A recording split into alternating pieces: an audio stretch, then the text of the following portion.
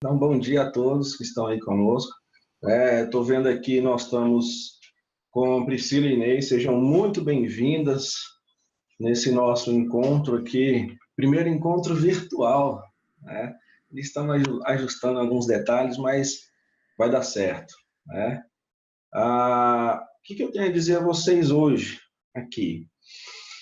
É um momento para a gente poder tirar nossas dúvidas nos exercícios, nos nossos estudos e trabalhar aquilo que a gente mais entende que vai cair no exame de suficiência, tá bom? Então, aos poucos a gente vai interagindo aí, vocês têm como liberar, né? Vocês têm como escrever no chat, se às vezes não tiver de posse de microfone ou câmera, e também liberar aí a câmera de vocês para a gente poder conversar, tá bom? Nesse momento, o assunto que eu vou iniciar falando com vocês sobre a disciplina de auditoria contábil, tá? A questão da auditoria eu tenho visto aí com alguns dos nossos alunos, né? Inclusive nós também conversamos na aula passada que qual a finalidade, qual o objetivo da auditoria? A auditoria tem a finalidade primeira de fraude, detectar erro, e a gente discutiu essa ideia e viu que não era bem por aí, né? Então eu procurei uma questão que trabalhava isso, uma questão que caiu em prova de concurso, em prova, e muito semelhante também no exame de suficiência, e eu separei aqui para a gente começar trabalhando essa questão, tá? Eu vou buscar ela aqui agora.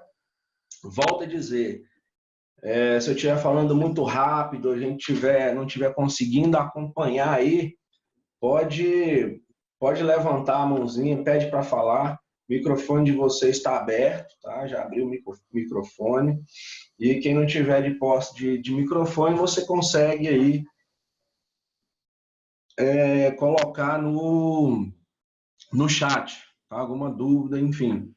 Daí você consegue também, vai ter algumas funcionalidades aí embaixo, onde você consegue riscar o material, dizer para o professor, olha, aqui, ó, essa questão aqui você consegue fazer anotações no material que eu estiver compartilhando, tá bom? Então, vamos seguir. Então, essa disciplina Auditoria Contábil, vocês estão... hoje nós vamos trabalhar um pouquinho com slide, e como eu disse anteriormente, você consegue vir na questão, no item de anotações, né, consegue riscar o material, enfim, poder interagir comigo assim como eu estou fazendo aí, né? Então, no que tange a esse assunto, né, tá aí a questão, né? Ele vai dizer o seguinte: o objetivo principal da auditoria é atribuir maior grau de confiabilidade às demonstrações financeiras das empresas. No processo de obtenção de evidências para o trabalho de auditoria, o auditor pode solicitar confirmações externas, conforme trata a NBC-TA 505, que vai tratar das confirmações externas. Isso aqui é uma questão que caiu numa prova de ENAD, por exemplo, né? E aí ele te dá um texto inicial, né, um texto base para você poder compreender as questões. Então é importante a gente também ter a expertise de conseguir resolver com facilidade esse tipo de questão e prestar bastante atenção no texto, né, no enunciado dela. E aí ele vem dizer, ó, essas confirmações externas visam auxiliar a auditoria no processo de elaboração de seu relatório, em torno das demonstrações financeiras da empresa auditada. Com base nessas afirmações, com base nessas informações, avalie as afirmações a seguir. Então, essa afirmação número 1 aí, ó. A evidência de auditoria obtida de fontes internas que representarão as informações reportadas nos relatórios financeiros é mais confiável que as obtidas nas fontes externas. Vamos fazer assim, eu vou lendo e conversando aqui com vocês, e vocês vão tentando resolver aí. Ao final da questão, a gente abre o chat, a gente discute, eu quero ver o que vocês analisaram, o que vocês responderam, e aí a gente volta corrigindo a questão e tirando as dúvidas. Certinho? Então, vamos ler a número 2. A administração pode não autorizar o envio de solicitações de confirmação pelo auditor.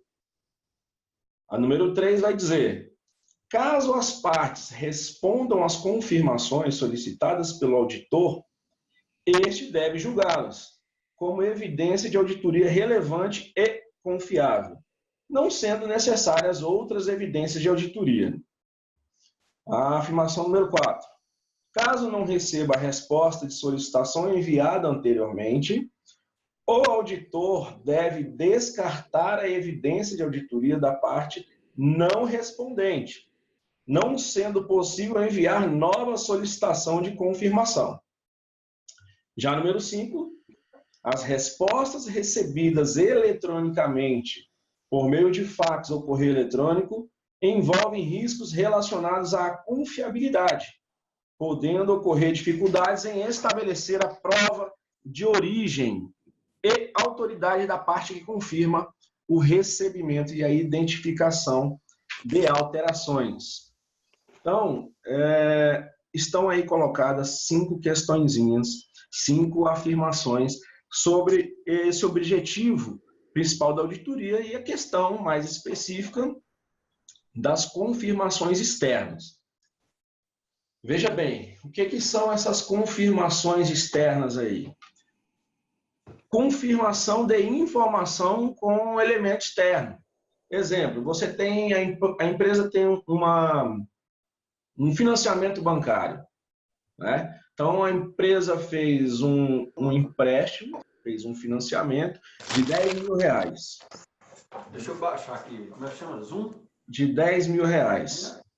E esse empréstimo está nos controles do banco. Então, a auditoria pode requisitar o banco, né, para saber se realmente a sua empresa está devendo aqueles R$10.000. Então, isso é uma confirmação externa.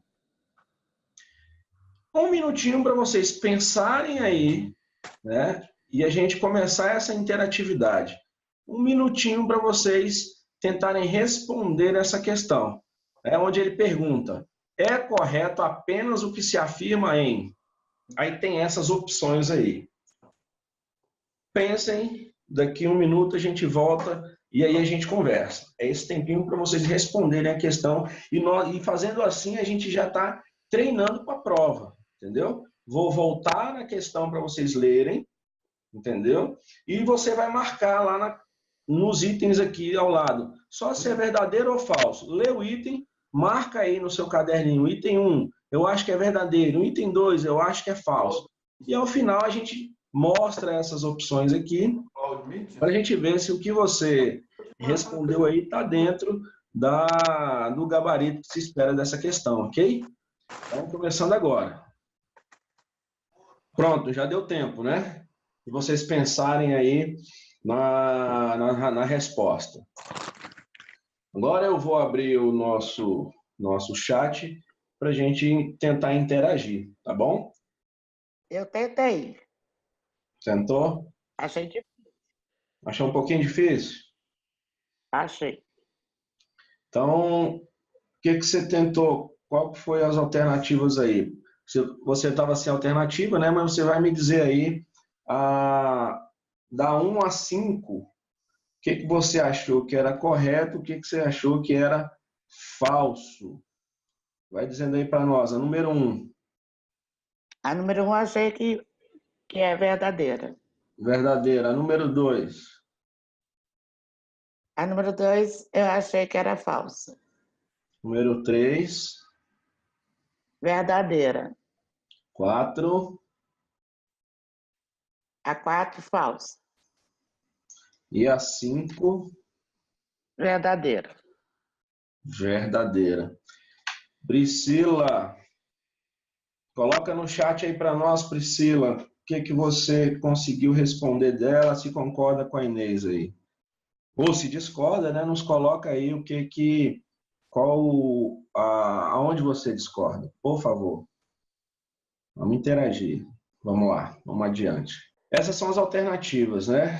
Então, A1 deu como verdadeira, 2 falso. Então, até então, o item que a Inês está escolhendo seria a letra D, né?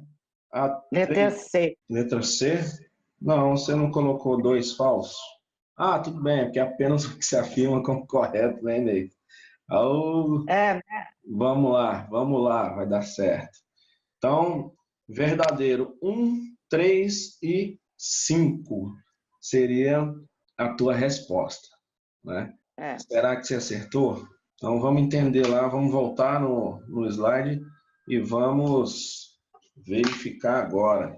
Olha, vamos ler a questão, ao item número 1, tá? A evidência de auditoria obtida de fontes internas, fontes dentro da empresa, isso. que representarão as informações reportadas nos relatórios financeiros, é mais confiável que as obtidas de fontes externas. Veja bem. Bom, a auditoria, o objetivo principal, está dizendo ali, que é atribuir maior grau de confiabilidade às demonstrações, correto? Correto. Correto. Aí, olha o que a número 1 está dizendo. Ele está dizendo que a evidência de auditoria, ou seja, aquilo que ele verificou dentro das demonstrações, que foram obtidas de fonte interna, ou seja, dentro da própria empresa, dentro de quem fez as demonstrações, ela é mais confiável que a obtida de fonte externa. Será que é? É aquilo, você fez a contabilidade da empresa. E ela vai buscar, aí vem a auditoria para verificar suas demonstrações, e ela vem te perguntar para obter evidência, para saber se aquilo está certo.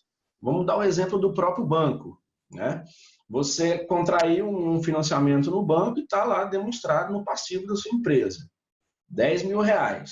Ela vem e pergunta para você mesmo se isso está correto. Ou seja, evidência de auditoria. Ela vai evidenciar nos seus documentos. Isso é mais confiável que perguntar lá para o banco que foi ele que te emprestou o dinheiro. Mas primeiro, a auditoria, ela não tem que escutar, pegar a auditoria interna, as fontes internas? Esquece. Mas depois ela tem a auditoria interna. Lembra que, então vamos diferenciar a auditoria interna de externa. A auditoria interna, ela vê procedimentos dentro da empresa, não demonstrações financeiras, lembra? Então aqui nós estamos tratando de auditoria externa, porque está falando de demonstração financeira, ok? Vamos esquecer a auditoria interna. Aqui está falando evidência de auditoria, né? É uma evidência, é um documento que vai demonstrar a relevância daquele acontecimento, daquele fato contábil. Então, que ele verificar um extrato bancário, ele está evidenciando aquele saldo, né? Consegue extrair dali uma evidência de que aquele saldo é aquele que está na demonstração. Vamos voltar para a nossa questãozinha aí, ó. Evidência obtida de fonte interna. Quem são as fontes internas que a auditoria pode ter da empresa? Uma fonte interna. Contador é uma fonte interna? Contador da empresa é uma fonte interna? É. O cara da tesouraria é uma fonte interna? É. O presidente da empresa é uma fonte interna? É. Perfeito. O banco é uma fonte interna? Não, é externa. Externa. Então aí eu te pergunto, onde, né, é mais confiável essa evidência? Eu pegar com o próprio contador que fez a demonstração ou eu perguntar ao banco, que é o agente externo, que foi quem emprestou? Ao banco. Ao banco. Então, por esse motivo, e é importante a gente discutir isso, e é muito louvável a gente entender que cai alguns peguinhas, não é um pega, mas é uma forma de cobrar o conteúdo, né? Que o exame muitas vezes nos pede e a gente pode tropeçar. Então, de fato, essa número 1, ela não é verdadeira, ela é falsa, tá? Evidência de auditoria obtida de fonte interna, ela é a menos confiável. Por isso que, olha só, a NBCTA 505, que vai tratar das confirmações externas, né, que elas visam auxiliar a auditoria no processo de elaboração do seu relatório. Então, eu vou perguntar para terceiros que se relacionou com a empresa para saber se o que ele contabilizou lá dentro da empresa está correto. Entendeu? Então, isso aí já tem que ficar pacificado. Quando trata de evidência de auditoria, o grau de confiabilidade é maior no agente externo. Fechado? Fechado. Concorda? Discorda? Opa! Entendeu? Como é que ficou aí? Entendi. Eu Beleza? entendi. Então, a número 1 fica falsa. Fica incorreta, vamos dizer assim, né? Vamos ler a número 2? Você me falou que a número 2 seria incorreto, não é isso? Vamos ver se ela é incorreta mesmo. A administração da empresa pode não autorizar o envio de solicitações de confirmação pelo auditor. Por que que na sua ideia seria falso, Inês? Pode ler com calma, tranquilo. A gente está aqui para discutir mesmo. Com paciência. Né? Aqui o objetivo não é vencer questões, aqui o objetivo é interagir, é conversar, é resolver nos detalhes aqui as questões que muitas vezes pode nos ajudar a resolver outras questões até de outra disciplina. Eu acho que a administração ela tem que autorizar. Ela não pode não autorizar. Essa parte que me... Legal. Isso realmente a gente tende a entender que ela tem por obrigação, né, autorizar o auditor a enviar, né, a solicitar confirmações. Mas, na verdade, isso é uma inverdade. A norma diz, né, que, de fato, né, ela pode não autorizar, entendeu? Veja bem, existe uma diferença muito grande entre as informações contábeis são da empresa.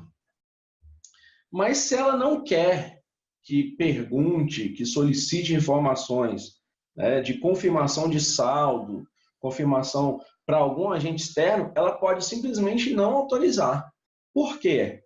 Porque a informação contábil é dela.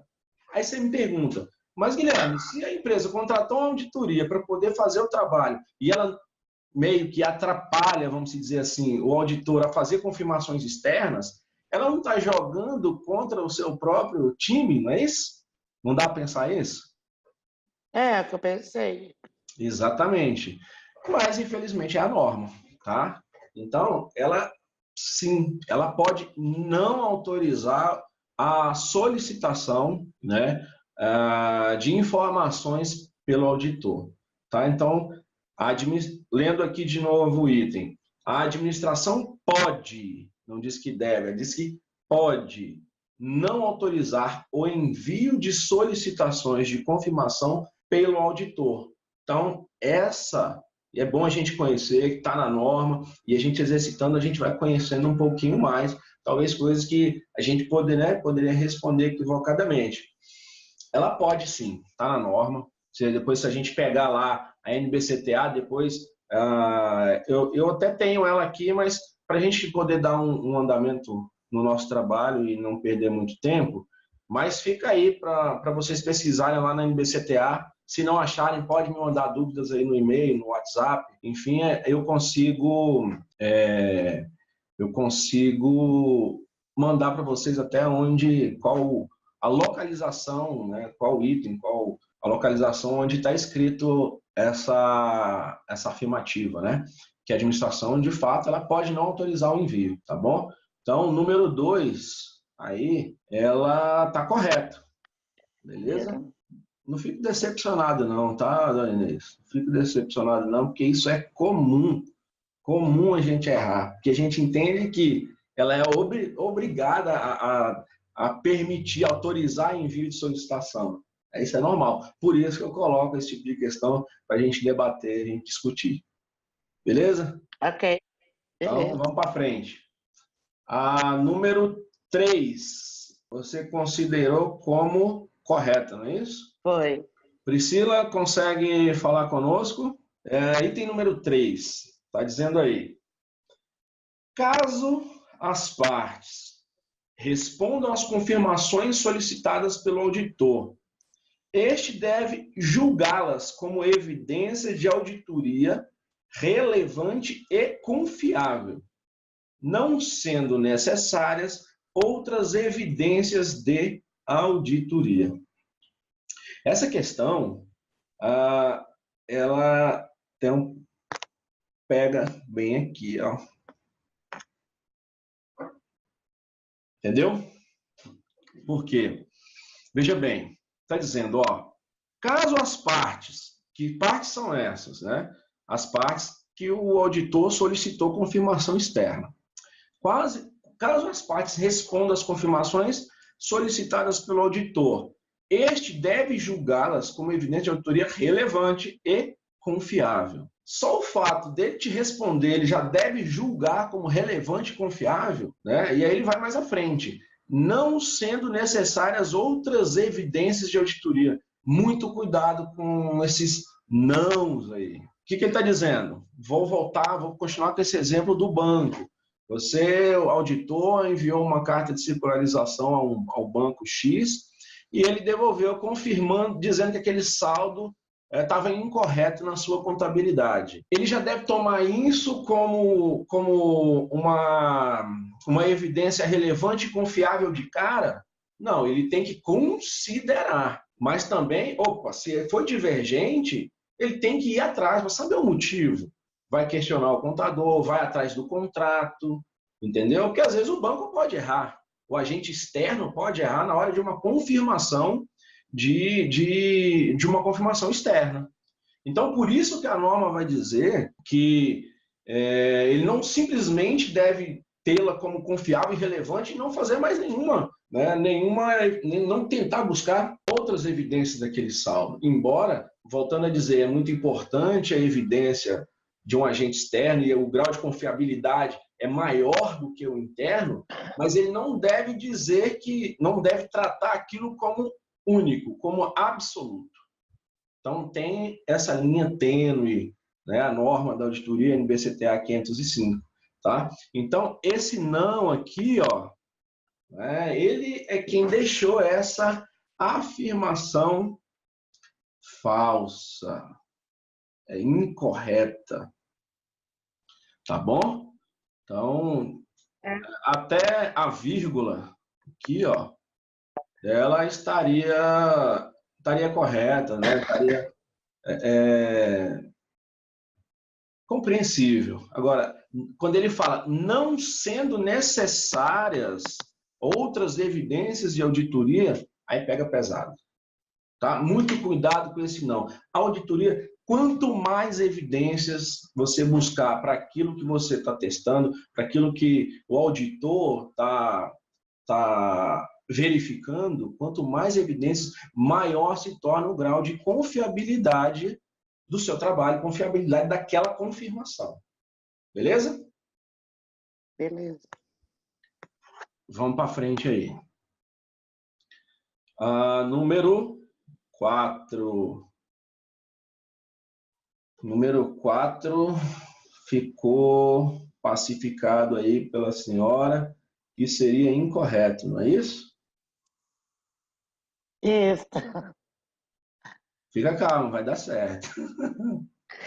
Vamos ver se essa número 4 houve um entendimento legal aí. O que vai dizer? Caso não receba a resposta de solicitação enviada anteriormente,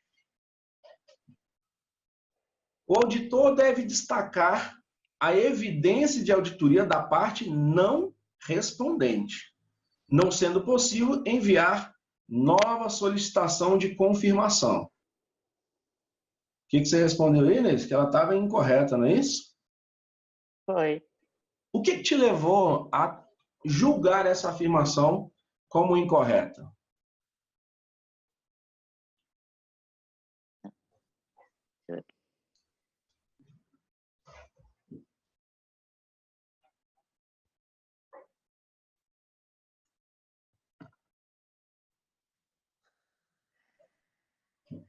Agora eu já não sei mais nada. Nem Não, mas explicar. lê ela de novo, não tem importância, sem pressa. Só para a gente discutir. Lê ela de novo.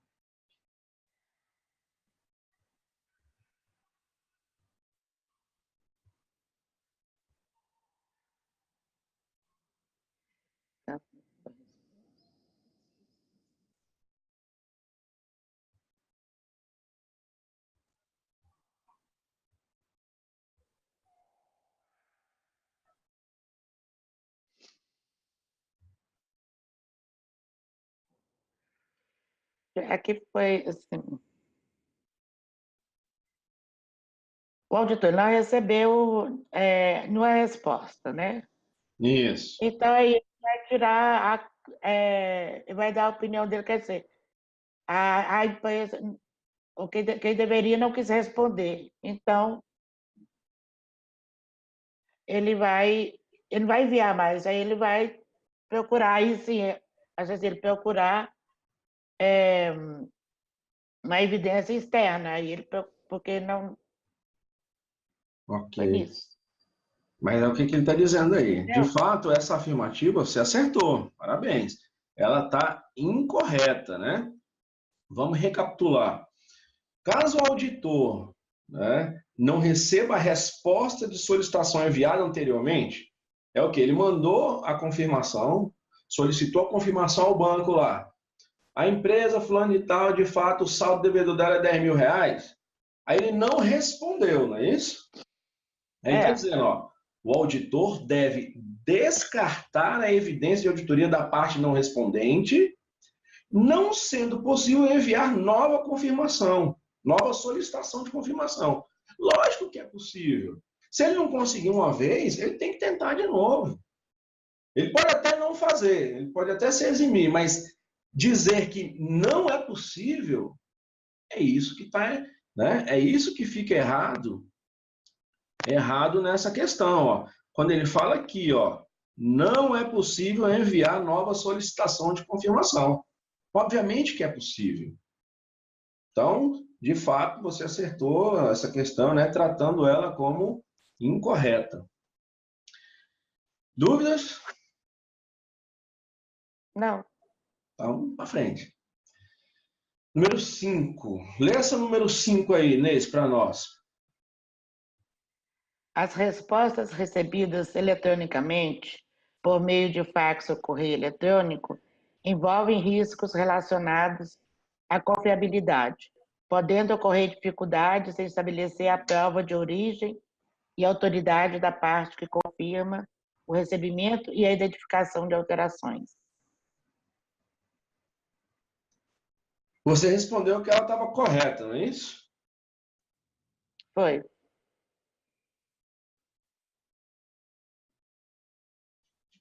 Qual a parte que te levou a entender que ela estaria correta? A parte mais relevante dessa afirmação aí.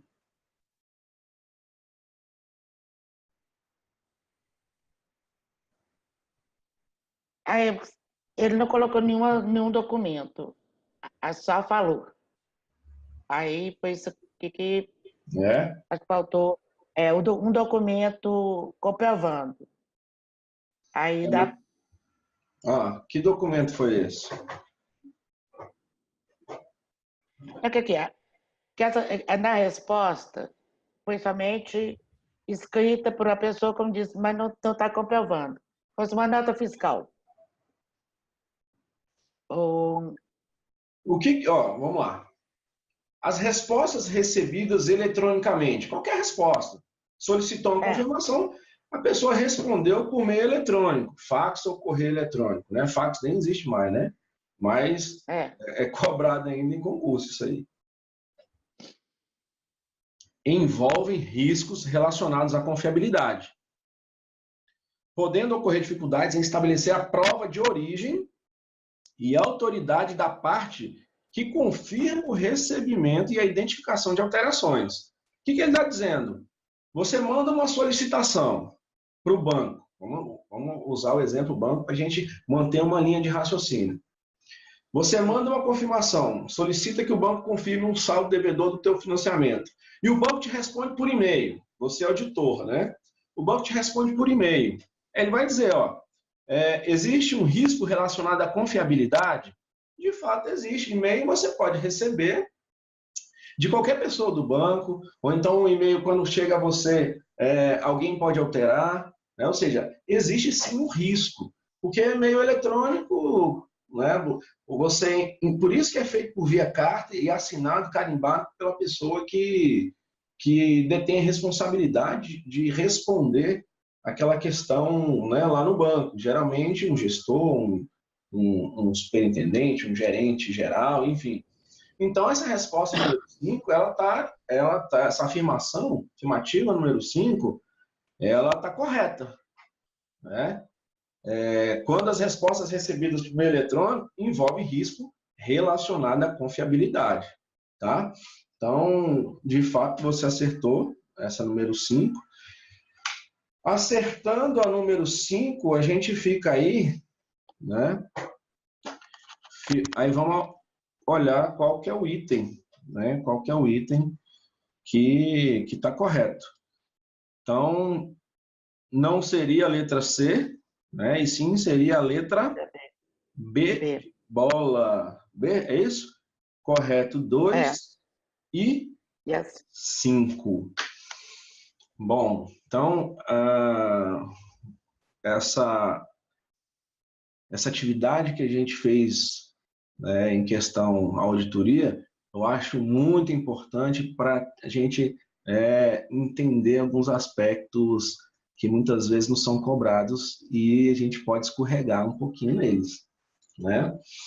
Então, principalmente lá, quando a gente fala ali, relembrar que o objetivo principal da auditoria é atribuir maior grau de confiabilidade às demonstrações financeiras das empresas, a gente começa a entender que já está falando da auditoria externa.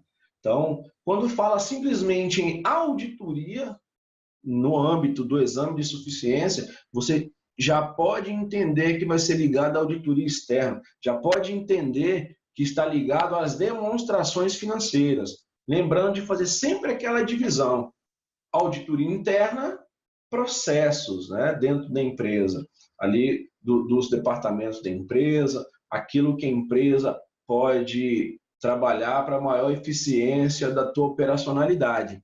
A auditoria externa é a revisão das demonstrações financeiras da empresa, né, com o principal objetivo, o objetivo precípuo, aumentar, atribuir maior grau de confiabilidade às demonstrações. Dito isso, a gente vai... A questão trabalhou a NBCTA 505, que depois vai ficar aí de recomendação para vocês baixarem, né, essa norma, para poder verificar até o que a gente discutiu aqui hoje, e talvez seja talvez não, com certeza, é uma curiosidade, alguns aspectos dela, principalmente na número... Perdão, na número... Deixa eu anotar aqui para nós.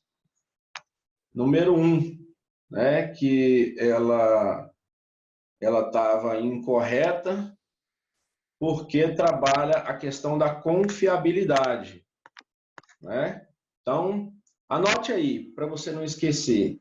Pega um caderno, um papel aí, uma caneta. Já está de posse? Vocês? Já. Thaís Gomes, até que enfim, minha filha, você chegou. Consegue falar conosco, Thaís? Deu o ar da graça? Então, eu acho que essa número 1 era tratar, anotem aí, pegou o papel, é tratar a confiabilidade das confirmações externas. Escreva: confirmação externa, grau de confiabilidade maior que confirmação interna. Ponto. Isso já nos ajuda muito a resolver questões aí do âmbito do exame do CFC.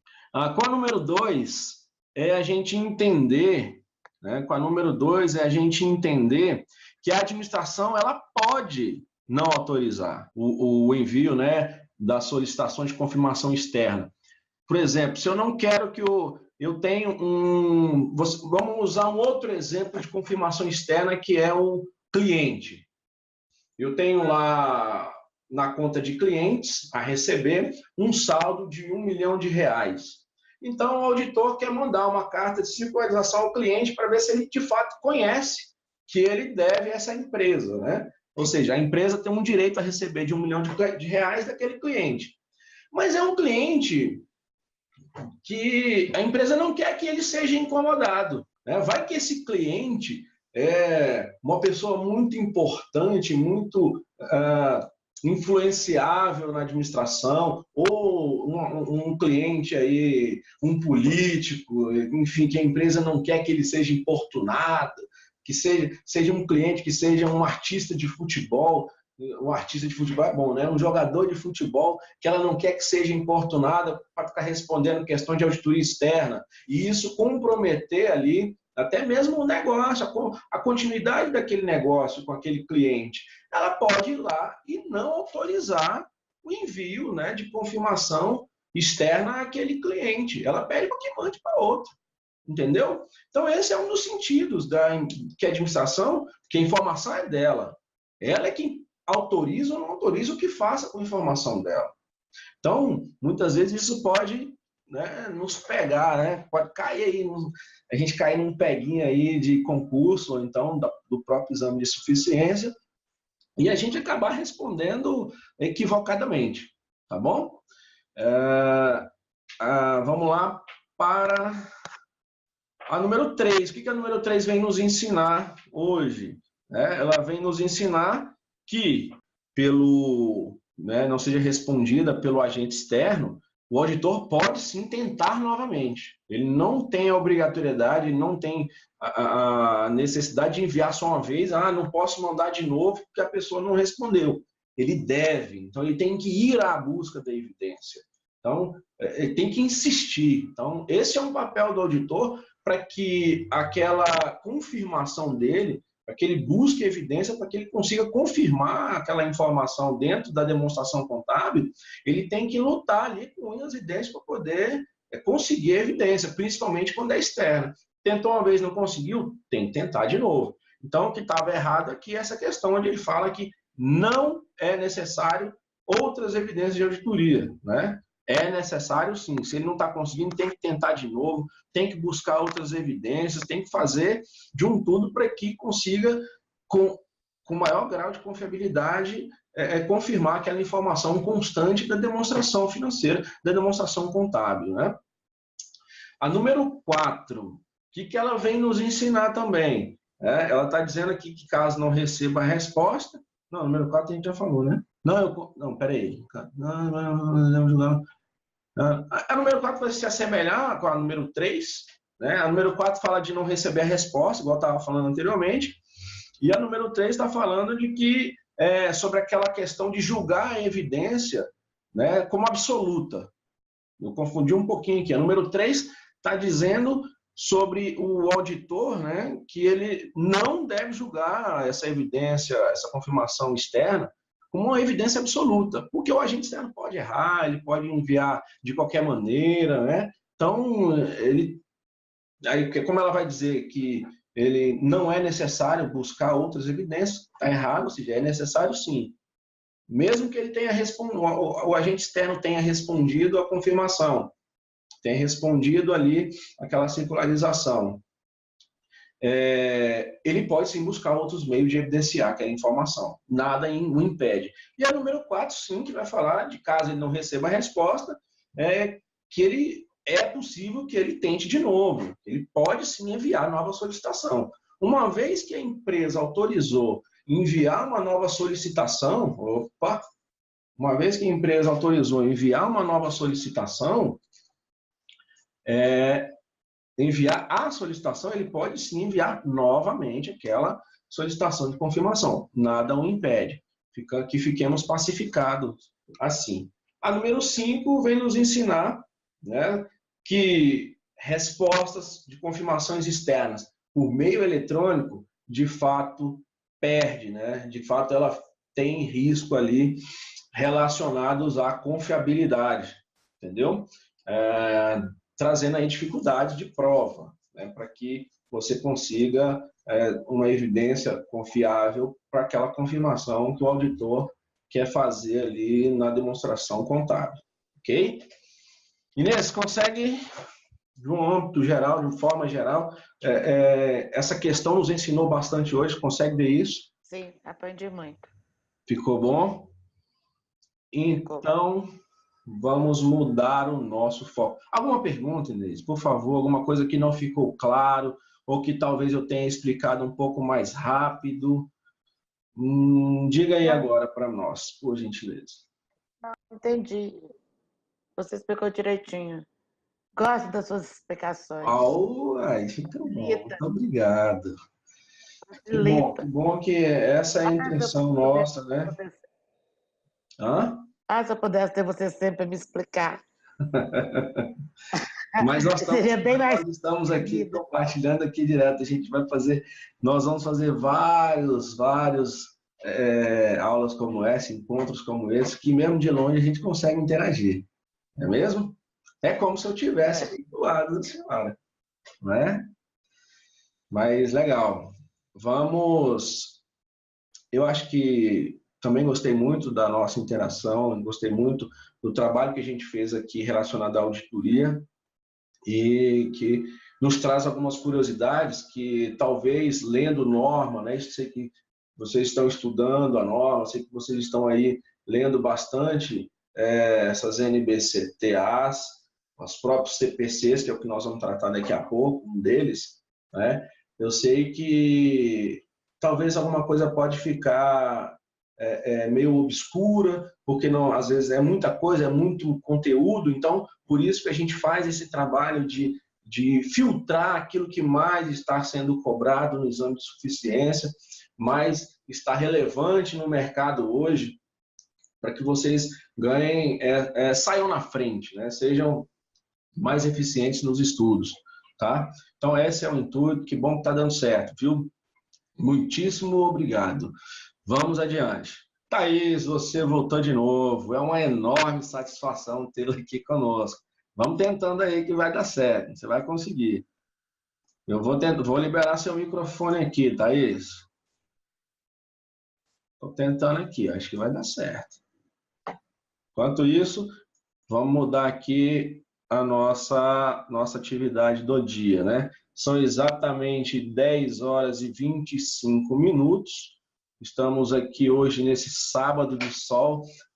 Gostaria também de parabenizar vocês que estão nos acompanhando aqui, né? Poderiam estar curtindo o fim de semana, poderiam estar aí fazendo qualquer outro tipo de atividade, descansando, mas vocês têm um propósito, têm um objetivo, que é passar no exame de suficiência do Conselho Federal de Contabilidade, e todo o esforço vai ser recompensado ao final. Pensamento positivo, trabalhem com afinco, com rigor, que ao final isso vai dar certo. Então, gostaria de parabenizar vocês que estão aqui hoje, nessa aula, nesse bate-papo, né, aqui comigo, e em busca desse objetivo, tá?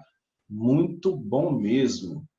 Vamos lá, deixa eu mudar aqui o material para a gente falar sobre outro assunto que eu julguei pertinente depois da nossa mentoria, depois durante a semana aí, dos alunos que me procuraram para tirar dúvidas, e eu achei interessante trabalhar esse assunto hoje nesse nosso encontro virtual aqui pela plataforma Zoom, que inclusive vai ser por essa plataforma que nós vamos interagir na semana que vem no intensivão para o exame de suficiência do Conselho. O que é esse intensivão? Nós vamos resolver questões, é um pouquinho diferente da mentoria, dessa nossa mentoria do coach prêmio, que a gente faz individualmente, e programação de estudos que a gente faz, mas então essa outra atividade, que também vai ser por essa plataforma, ela é mais resolução de exercícios mesmos, e logicamente aliado à concepção, à base de conceitos, né?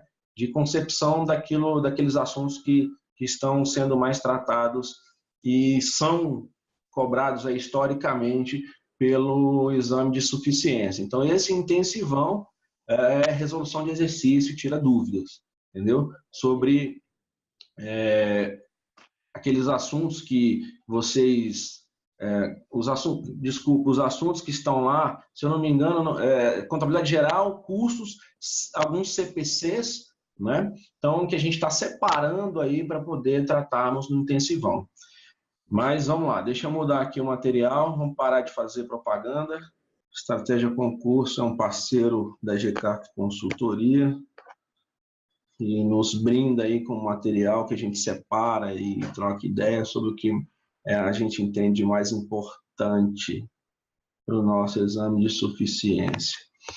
Era aqui perícia na área tributária. Perícia, como é que tem estudado perícia, Inês? Como é que está na programação aí? Confuso. Está confuso. Então, para a gente tirar um pouquinho dessa confusão sobre perícia contábil, a gente tem que lembrar a seguinte coisa. Primeiro, eu tenho visto que é importante a gente diferenciar ela da auditoria. A auditoria verifica informações, dá um maior grau de confiabilidade às demonstrações financeiras. A perícia, ela serve como meio de prova perante um processo judicial.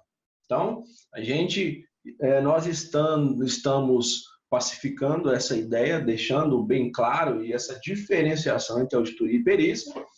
Então, adentremos na perícia como meio de prova, o quê? Está ligado a conhecimento técnico para auxiliar o juiz lá no processo judicial a poder decidir algo, né, sobre uma lide, sobre uma divergência que as partes estejam tendo e que leva em consideração um conhecimento técnico contábil. Então, a perícia serve para isso, para poder auxiliar o juiz na decisão dele lá no processo judicial, servindo como meio de prova, tá bom? Visto isso, nós vamos trabalhar essa questão aqui do exame de suficiência de 2014-1, né? Que nós temos aqui. Vai trabalhar o seguinte, é uma perícia na área tributária. Nossa, que difícil, né? A gente vai entender, vai ver que não tem nada de difícil aqui. Vamos lá. Inês, lê para nós esse enunciado aí, por favor. Pode baixar um pouquinho, porque está tampando a parte. Melhorou? Aí, ó. Vamos lá. Uma sociedade empresária optante pelo lucro presumido, em 31/1/2014, apresentou o faturamento com venda de mercadorias de R$15 mil e venda de serviços no valor de R$10 mil, cujo faturamento incidiu os seguintes impostos: imposto de renda de pessoa jurídica, PSLL, PIS, COFINS, ICMS e SSQM. Em um processo civil, foi apresentada uma planilha de cálculo devidamente auditada relativa aos tributos líquidos. Os tributos que estavam excluídos, as compensações de créditos, não tinham sido pagos até 31/1/2014. Beleza. Então, a gente tem aí uma tabelinha do que foi venda de mercadoria e o que foi venda de serviço, certo? Então, está ali, faturamento, R$15 mil de mercadoria, 10 mil de serviços, imposto de renda, contribuição social e por aí vai. Obrigado pela leitura, Inês. Aí nós vemos aqui embaixo. De acordo com as informações disponibilizadas em 31/1/2014, verificou-se no balanço patrimonial, referente ao mês de janeiro de 2014, os seguintes valores de tributos no passivo circulante. Então, está dizendo aqui, ó, lá no passivo, tinha esses tributos aí a pagar. Correto? Aí vem. De acordo com os valores apresentados e informações adicionais, julgue os itens com os quesitos apresentados pelo juiz e as respostas apresentadas pelo perito contador nomeado para o caso e analise a opção correta. Por que de eu escolher essa questão? Para a gente entender sobre esse cara aqui, ó. Já ouviu falar em quesito, Inês? Já leu sobre isso? O que você entende mais ou menos? São as provas, né? São os relatórios, as provas. Quase, assim. Quesito são as perguntas que são formuladas para o perito responder. Entendeu? Então, a perícia em si é um meio de prova, para poder dar embasamento técnico para o juiz tomar a decisão, ponto final. Quesito está dentro da perícia, que é o quê? São as perguntas que são formuladas e podem ser formuladas tanto pela parte autora quanto pela parte ré, também pelo próprio juiz, né? Ela pode, pelo próprio juiz, deve ser mesmo. Mas são perguntas formuladas para que o perito contador responda. Então, aqui, ele deu... Desculpa. Então, vamos lá. Ele deu aqui algumas informações, né? Está dizendo que nesse processo civil foram apresentadas uma planilha de cálculo, né, devidamente auditada relativa a tributos líquidos. Aí estão aqui, né, essa questão dos tributos. Tem a questão do passivo também aqui, ó, né? Tratou o passivo aqui. Tratado passivo, ele vem dizendo, aí aqui é o enunciado. Ele deu só informações até o momento, né? Ele deu informações do que estava no processo civil aqui, deu informação, obviamente, tudo isso está no processo civil, mas ele deu informação de planilha de cálculo, né? Que informação é essa daí? É uma informação estática. Está dizendo, ó, o faturamento foi 15 mil. Desse faturamento, R$180 foi de imposto de renda, 162 foi de COFINS, 97,50 foi de PIS, né? Tudo isso falando sobre venda de mercadorias. E por aí vai.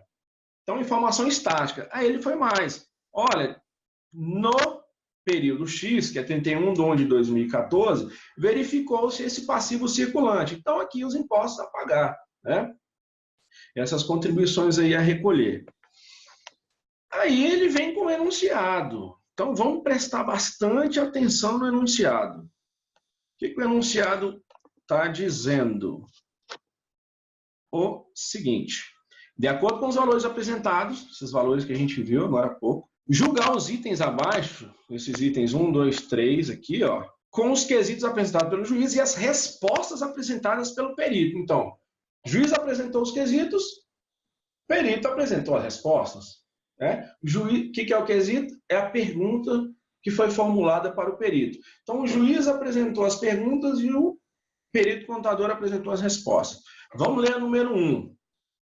Pode o senhor perito informar se o valor de IR a pagar está apresentado de acordo com o faturamento total em 31/1/2014? Qual foi a resposta do perito? Analisando a planilha apresentada e auditada em 31/2014, os valores dos tributos apresentados no balanço patrimonial, mais precisamente no passivo circulante, verifica-se que não foram computados o valor do imposto de renda referente à venda de mercadorias. Vamos fazer daquela forma. Só que você vai responder aí e a gente vai trocando ideia, item a item. Não vou fazer igual no passado, deixar você responder tudo e depois a gente discutir. Nesse a gente vai trabalhar item a item. O que essa questão está querendo? Ela está querendo que você, né, assinale aí a opção correta. Então a gente vai julgar primeiro esse item, esse quesito 1 e a resposta. Aí nós vamos julgar esse quesito 2 e a resposta. Depois nós vamos julgar o quesito 3 e a resposta. O que é julgar? Dizer se está certo ou errado, né? Então, para depois de julgar, a gente poder vir aqui e responder essa galera aqui, né? Esses itenzinhos aqui, ó. Então, vamos fazer isso agora. Vamos apagar aqui e fazer com calma, né? Que esse daqui vai ser o nosso último exercício, nossa última tarefa do dia. São exatamente 10 horas e 46 minutos e a gente finaliza esse trabalho de hoje com essa questão de perícia contábil, tá? Uma questão da FBC que inicialmente parece um pouco complexa, mas a gente vai ver que não é, tá? Voltemos lá, então. Só relembrando, as informações estão aqui em cima. e ele quer que a gente julgue, né, os quesitos apresentados pelo juiz e as respostas apresentadas pelo perito contador. Então, vamos ler agora, vamos nos ater somente a essa questão número 1 aqui, essa afirmação número 1 aqui, ó. Entendeu, Inês? Quem está aí agora, Inês? Só a Inês agora. Compreendeu um pouquinho da questão? Ou ainda está meio confuso? Está confuso para mim. Tá baixo o seu áudio, Inês. Fala mais pertinho aí do microfone. Está confuso para mim. Está confuso? Qual parte? O que você não entendeu? Ele está dizendo que vamos ler de novo, tá? Sociedade empresária, optante pelo lucro presumido, em 31 de 1 de 2014, apresentou faturamento com venda de mercadoria 15 e serviço 10, ok? Ok, Inês? Ok. Beleza. Ele diz, ó, em um processo civil, foi apresentada essa planilha aqui, ó. Fechado? Fechado? Fechado. Apresentou a planilha, Fechado. ó. Venda de mercadoria 15 mil, nananana, venda de serviço 10 mil, por aí vai.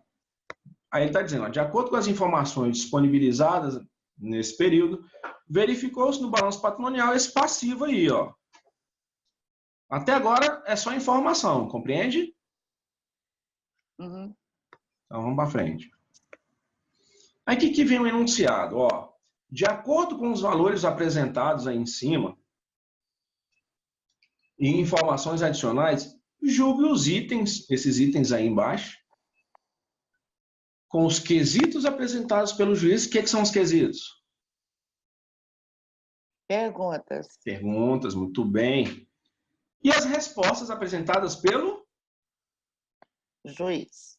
Não, resposta apresentada pelo? Pelo perito. Pelo perito. Juiz pergunta, perito? Responde. Responde. Beleza?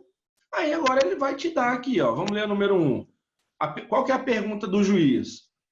Pode o senhor perito informar se o valor do IRPJ a pagar está apresentado de acordo com o faturamento total em 31 de 1 de 2014? Qual foi a resposta do perito? Analisando a planilha apresentada e auditada em 31 de 1 de 2014, com os valores dos tributos apresentados no balanço patrimonial, mais precisamente no passivo circulante, verifica-se que não foram computados o valor do IRPJ referente à venda de mercadorias. Essa afirmação número 1 está certo ou está errado? Aí a gente volta lá nas informações, correto? Correto. Então vamos ver. O que ele está querendo aqui, ó? Informar se o valor do IRPJ a pagar está apresentado de acordo com o faturamento. Onde é que tem IRPJ a pagar? Está aqui, ó. Olha o IRPJ a pagar aqui, ó. Tá vendo? Então anota aí, 480. IR a pagar. Anotou? Anotei. Isso, então beleza. Vamos voltar lá. Então ele está querendo informar se esse IRPJ a pagar de 480, ele está apresentado de acordo com o faturamento total em 31 de 1 de 2014. Onde é que tem faturamento total? Aqui, ó. Olha o faturamento total aí, ó.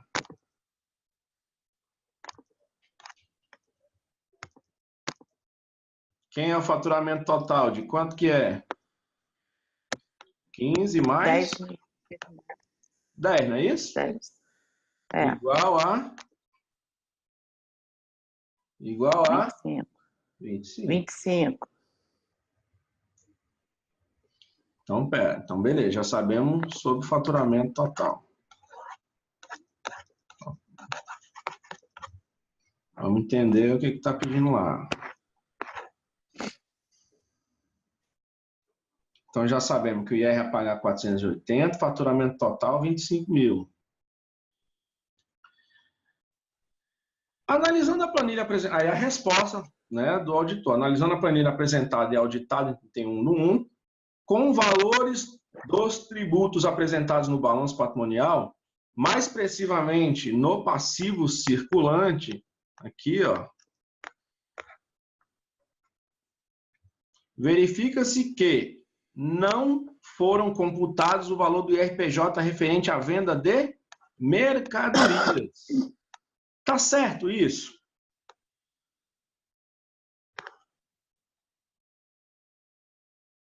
Tá errado. Porque tá, mercadorias é 180? 180. É. Aí, tanto mercadoria como de serviço foram. Mas qual valor Foi que tá no informado. passivo, mas qual valor que está no passivo circulante? Aqui, ó. 480. 480. Circulante. Faturamento total não seria esse mais esse? Seria. Não é? Não informou Não mercadoria informou esse camaradinho aqui, correto? correto. Ou seja, ele não informou o IRPJ de venda de Mercadorias. mercadorias. Aí eu te pergunto, né, que é o que o William está perguntando. Ele está dizendo, ó, verifica-se que não foram computados IRPJ de venda de mercadoria. Item 1, tá certo ou tá errado? Está certo. Tá certo. Bom, não sei. Você acha que tá certo, então eu vou colocar aqui, ó.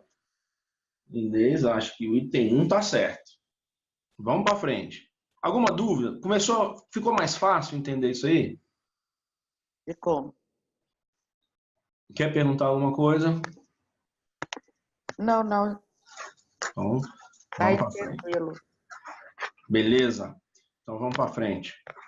Vamos ler o número 2. Lê o número 2 para mim, Inês. Pode o senhor perito informar se o valor da Confins a recolher está apresentado de acordo com o faturamento total em 31/1/2014? Resposta. Então, isso, vamos com calma agora, então. Vamos fazer esse mesmo procedimento. O que o juiz está querendo saber? Se o Confins a recolher está apresentado de acordo com o faturamento total em 31/1/2014. Então, beleza. Então, vamos lá no COFINS. Quanto que é o COFINS sobre o faturamento total? 750.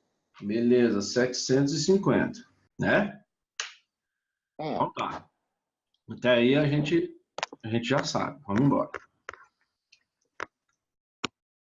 Lê a resposta do cidadão, do perito contador. Analisando a planilha apresentada e auditada em 31/1/2014, com os valores dos tributos apresentados no balanço patrimonial, mais precisamente no passivo circulante, verifica-se que não foram computados os valores da Confins referente à venda de serviços.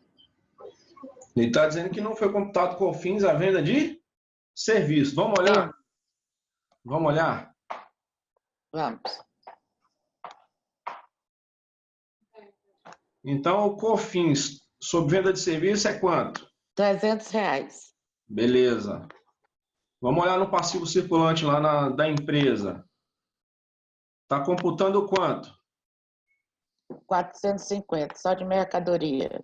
Só de mercadoria, não é isso?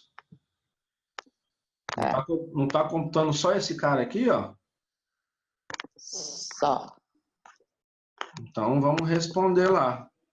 Ele está computando só de mercadoria, não é isso? O que ele está dizendo? Ó? Analisando a planilha, com os valores dos tributos apresentados no balanço, mais precisamente no passivo circulante, verifica-se que não foram computados os valores da Confins referente à venda de serviços. Certo ou errado, número 2? Certo. Vamos anotar aqui para a gente ver o gabarito depois. Vamos para o número 3. Pode o senhor perito informar se o valor do ICMS a pagar está apresentado de acordo com o faturamento total em 31/1/2014? O que ele está querendo saber? Ele está querendo saber ICMS a pagar sobre faturamento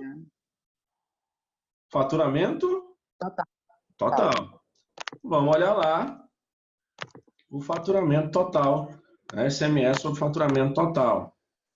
Cadê? O que ele está dizendo de ICMS? Opa. Calma aí, vai dar certo. Desculpa aí.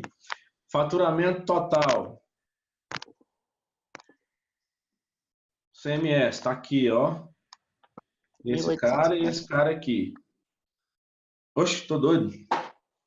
Desculpa. Tô nervoso. 1800, Aqui só. 1850, mercadoria. Zero. Por que não tem ICMS aí de serviço? Porque não é serviço de transporte, né? Dá a entender que o ICMS é imposto sobre circulação de serviços e mercadorias, circulação de mercadoria e serviços. Que serviços são esses? Né? Em transporte intermunicipal e interesse estadual. Então, se não tem ICMS aqui, é porque dá a entender que essa empresa não trabalha com nenhum serviço de serviços dessa natureza. Então, ICMS total da empresa, 1.850. Então, a gente já sabe que o ICMS é 1.850 e é somente sobre venda de mercadoria. Então, ele vai dizer a resposta, analisando a planilha apresentada e auditada entre T1 do 1, com valores dos tributos apresentados no balanço patrimonial, mais precisamente no passivo circulante, verifica-se que foi computado corretamente o valor do ISSQN sobre venda de serviços. E agora? Imposto sobre serviços de qualquer natureza. Está errada, porque o perito pergunta pede informação sobre ICMS. É o juiz, quem responde é o perito. Beleza? Então, beleza. Então, Desculpa, o juiz pergunta sobre o juiz pergunta sobre ICMS a pagar no faturamento total. E a resposta, aí o perito ele informa que foi computado corretamente o valor do imposto sobre serviço de qualquer natureza. Então, está errada. Porque não foi. Muito bem. Ele perguntou uma coisa e o perito respondeu outra. E agora, como é que ficaram as respostas aí, dona Inês? Aí a correta é 1 e 2 estão corretas. Como? A 1 e 2 está correta. 1 e 2 está correta. Qual seria a marcação aqui? Ó, estão corretos somente os itens. A letra B. Letra B de bola. Muito bem. Inclusive, nesse material que nós temos aqui, ele concorda conosco, tá? Ele coloca aqui, né, que o número 1 está correta, número 2 está correta e a número 3 está errada. Então, muito bom, dona Inês, muito bom a sua percepção. A gente respondendo aqui em conjunto, nós tivemos o êxito, né, nessa questão. E essa discussão é sempre louvável, essa discussão é sempre muito boa, porque muitas vezes a gente entende que é uma questão meio confusa, complexa, mas quando a gente vai lendo e entender que tudo está ali dentro daquela questão, ler com calma, pausadamente, tentando compreender o que aquelas palavras ali querem nos dizer, e quem lê mais, compreende mais. Então, quanto mais exercício a gente fizer, quanto mais leitura a gente se colocar, se predispor a fazer, maior é o nosso entendimento sobre quaisquer textos que a gente leia, seja de uma área técnica, como a área contábil, seja uma área de entretenimento, um livro, enfim. A dica que eu dou, a recomendação que fica é a gente sempre estar aprimorando aí a nossa leitura. Falando da perícia contábil, a gente recapitula, vamos recapitular aqui, são exatamente agora 11 horas e 2 minutos. Perícia. ela se fundamenta em conhecimento técnico do contador, perícia contábil. Então, ela está baseada e ela serve como meio de prova no processo judicial e serve para que o juiz tenha maior grau de confiabilidade para poder dar a sua decisão sobre a lide, dar a sua decisão sobre a contenda lá entre as partes, entre a parte requerente e o requerido lá no processo judicial. Então, aqui nós trabalhamos uma questão da FBC, Fundação Brasileira de Contabilidade, um exame de suficiência, lá de 2014-1, né, que era uma perícia na área tributária, que envolvia quesitos. O que são os quesitos? São as perguntas formuladas pelo juiz, que pode contar ali com o auxílio das partes, né, que queiram chegar ali a um denominador comum referente a algum valor que esteja sendo questionado em juízo. Então, formulam-se essas perguntas para que essas perguntas sejam levadas até o perito contador, ele emitiu o seu parecer respondendo essas perguntas. E isso, né, estava ali no nosso enunciado, para a gente dizer se as respostas do perito estavam de acordo com o que estavam sendo perguntados pelo juiz. Então, de fato, a número 1 e 2 é que eram corretas, e eu acho que nós tivemos êxito aí, tá bom? Agora nós estamos terminando o nosso encontro de hoje do Coach Prêmio GCAF Consultoria Empresarial e Treinamentos, onde já estamos na nossa segunda turma. Lembrando que na próxima semana nós temos aí um intensivão, dia 19 de maio, começaremos às 9 horas da manhã, e também por essa mesma plataforma, o Zoom, que vocês receberão aí no e-mail de vocês, todas as orientações, todas as informações para que vocês se cadastrem e estejam aptos aí a participar e a adentrar a nossa sala virtual lá no sábado que vem. Dona Inês, como foi a experiência? Conte-nos um pouco. Foi boa, gostei, aprendi muito, gosto das explicações, ficou mais fácil. Aí dá para entender, até sobre outras questões. Muito Obrigada. bom. Então, eu que agradeço. Ficou alguma dúvida sobre essa questão aí, essa última de perícia? Não. Vai facilitar os estudos agora? Vai. Que bom, excelente. Então, agradeço aí aos participantes, agradeço ao Fábio, Inês, Thaís e Priscila, que hoje estiveram conosco, e desejo a vocês um bom fim de semana. Vão descansar agora, já que estudaram essa manhã juntamente conosco, e até a próxima. Tchau aí para vocês.